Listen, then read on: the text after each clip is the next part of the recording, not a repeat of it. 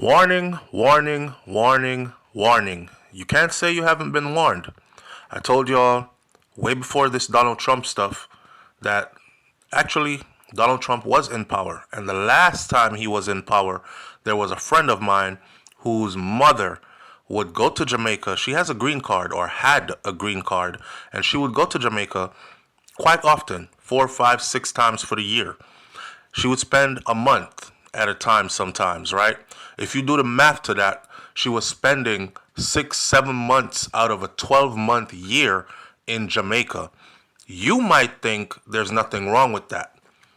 There is something very wrong with that in terms of holding a green card. The purpose of a green card is so that you can transition from green card to citizenship eventually.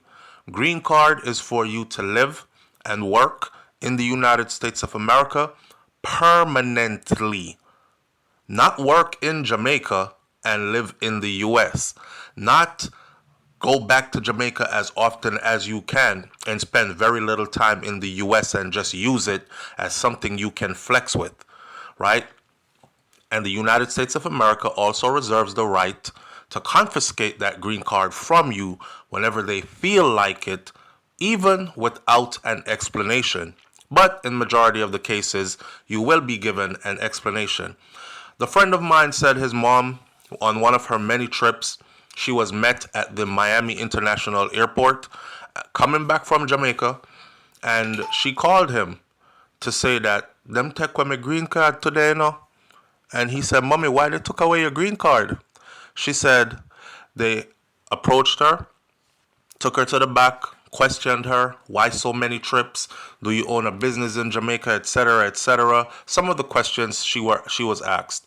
And then eventually they came back and made a decision, and the woman said, you travel so much on a green card, you don't really need a green card because you're not fulfilling the purpose of a green card. You will be better with a visitor's visa. They took away her green card. They did not deny her entry into the U.S.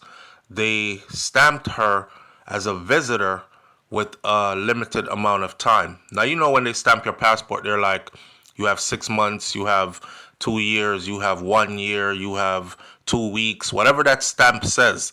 You have to be out by the end of that stamp, or you then become an illegal alien in the country because you no longer have the right to be here.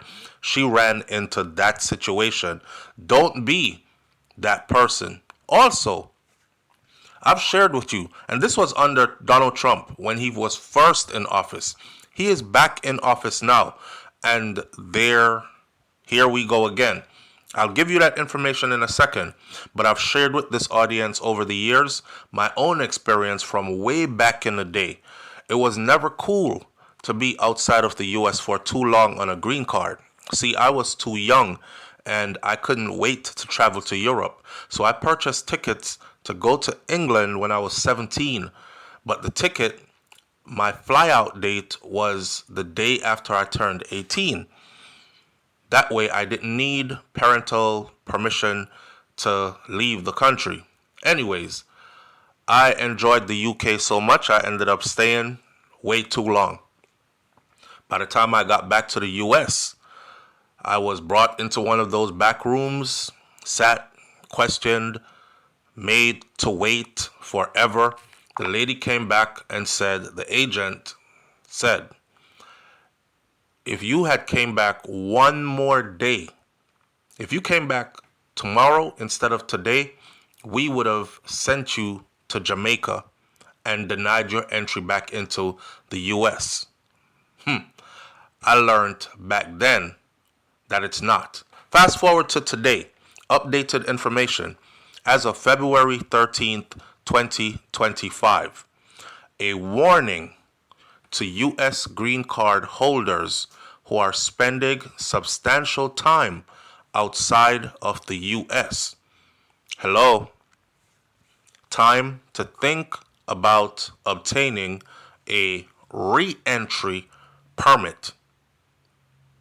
Listen, with the increasing crackdown at airports, around the U.S. on green card holders who have spent prolonged periods of time outside of the U.S., now is the time for you to consider obtaining what is called a re-entry permit. Customs and Border Patrol, CBP, as they're called, inspectors, they are becoming more aggressive in seeking to coerce individuals to abandon their permanent residence. They do this by proposing that the green card holder sign a form that is called the I-407, the form for relinquishing one's status. In exchange, CBP offers to allow them to come into the United States of America for a visit. If the person does not agree, they are usually one of two outcomes. The first possibility is that CBP, which is Customs and Border Patrol, which can be very intimidating when you are caught up in their presence in the airport. The possibility is that CBP will make a notation in your passport. This notation, such as I-407 advised, quote unquote, or I-407 recommended, quote unquote, this alerts the CBP inspectors at the time of the next entry how long the person had been absent, and that the CBP advised or recommends that that person file for the I-407. In other words, they have flagged your passport. So if they don't take it away from you, they have flagged it. A lot of us, we give over our passports when we come into the country. Sometimes, as soon as they give it back to you, you know, they ask you a couple of questions. They tell you, stand in front of this camera. They take a picture, and you're on your way. A lot of the times, you don't pay attention to what they have stamped or written in your passport. So be careful if you're traveling out a lot and staying a lot on a green card that they have not placed a CBP advised or CBP, not CBP advised, a 407 advised or a I-407 recommended, quote unquote, alert in your passport. This tells the other inspectors your next time you travel to pay special attention to you and how much time did you stay out this time around. I'm thinking that my friend's mother got one of these, or probably got more than one in her passport and never paid attention, and that's the reason why she eventually was stopped at the airport and her green card was taken away, and she was made to sign this document where she was not denied entry. However, she no longer holds a green card. Now, the second possibility that could happen to you is that the CBP, which is Custom Border Inspectors or Patrol, they will take the green card and attempt to either A, have an immigration judge make a formal finding of abandonment, or they will B, request that the USCIS reopen and reconsider the original approval of that green card if a waiver was involved, because the green card will be confiscated. The person may not be able to travel until this case is decided. Y'all be careful out there. Now, attorneys are saying that coercion to get a person to voluntarily give up his green card is against CBP's own rule. It's against Customs and Border Patrol's own rules. Now, besides filing a complaint, one way to avoid this coercion is to obtain what is called a re-entry permit.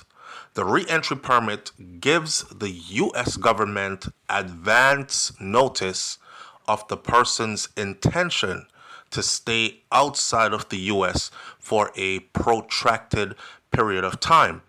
In other words, you're telling them, I'll be going to Jamaica this week, or I'll be going to wherever it is you're going, and I'll be there for 10 months, 7 months, right? And then they'll have a heads up already. This allows you on a green card to be out for up to a max of 2 years. Now, by securing the re-entry permit prior to your travel, CBP, which is Custom Border Patrol, is much less likely to harass you at the airport. In addition, new re-entry permits can be obtained after the 2 years is over. So you get a re-entry permit. It has a max of 2 years on it. After it has expired, you can go and get another one, and you can continue to travel the way you've been traveling. But if you're traveling on a green card and you're taking extensive time out of the U.S., you are not proving to the U.S. government that you want to be a permanent resident here. You want to live here. You want to pay taxes here. You want to be gainfully employed here. You want to contribute to the system here through taxes. You want to own property here. You want to do business here, etc. You are just showing them that you can live other places. You just want to come and go. The re-entry permit can be obtained relatively quickly, within 2 to 3 months usually. One does not need to remain in the U.S. for the entire period. Very important. However, the applicant must be in the U.S. at the time that they filed to get the re-entry permit and go through the biometrics that are required for that re-entry permit. An expedited biometric can usually be done within 2 to 3 weeks of filing the application. And there is more information out there, and I would suggest that if you want the more information, then you can easily contact an attorney, immigration attorney, or contact USCIS, immigration government site, or shout out to White and Associates, attorney at law. You can also contact them for further information concerning this re-entry permit. But for the people with green cards, right now is not the time. You see the climate in the United States of America. You don't want to get caught up. There are a lot of people who are getting rounded up and getting deported, and their paperwork getting denied, and so on and so forth. Safeguard and secure yourself so that you are able to come back to your family and to your way of life. Leave your comment in the comment section below. I'll catch you on the next video. It's SouFLoTV. Each one, teach one, pass the information along. I'm out. Peace.